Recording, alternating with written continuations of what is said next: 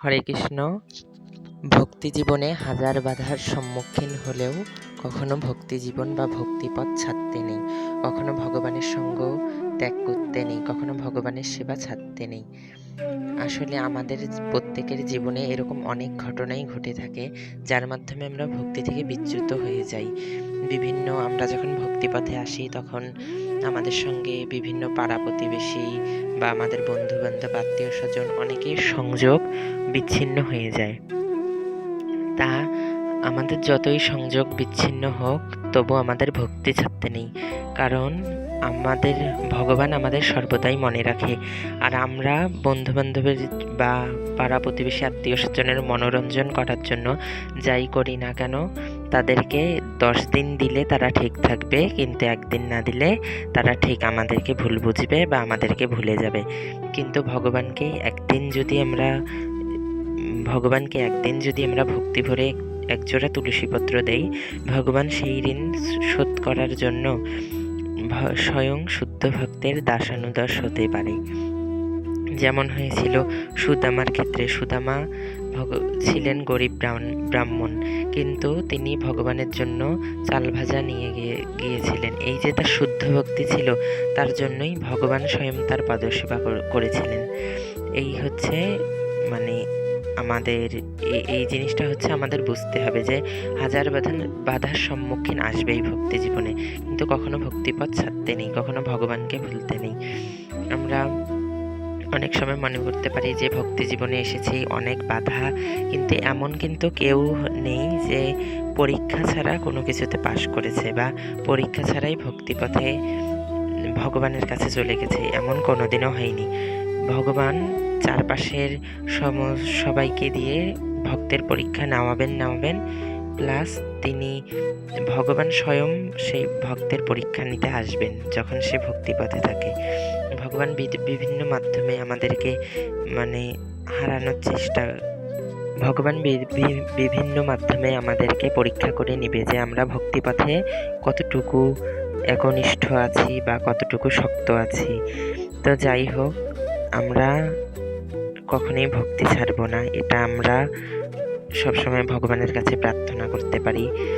এখন আমরা তো কলির জীব, কখন কি হয়ে যায় বলে কখনো ভাবাই যাবে না যে হঠাৎ করে কখন কি করে ফেলি। তাই সবসময় ভগবানের শরণাগত থাকতে হবে। ভগবানের শরণাগত থাকলে ভগবান যতই বিপদ দেখ, সেই বিপদ থেকে স্বয়ং ভগবানই রক্ষা করবে। ভগবান হয়তো অনেক বিপদ দিবে ভক্তিপথে আসার পর, কিন্তু সেই বিপদ থেকে অনেকভাবে ভগবান রক্ষা করবে।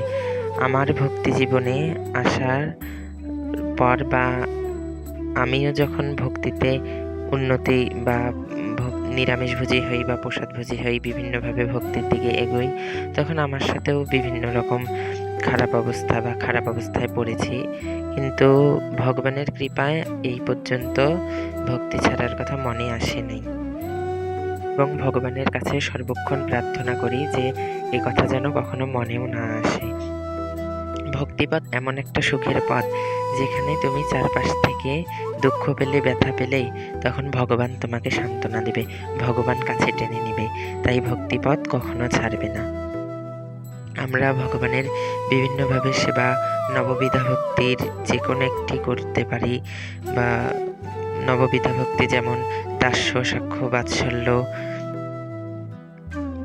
আত্মনিবেদন, বিভিন্ন এরকম 9টি ভক্তি আছে যার মাধ্যমে আমরা ভগবানের সেবা করতে পারি।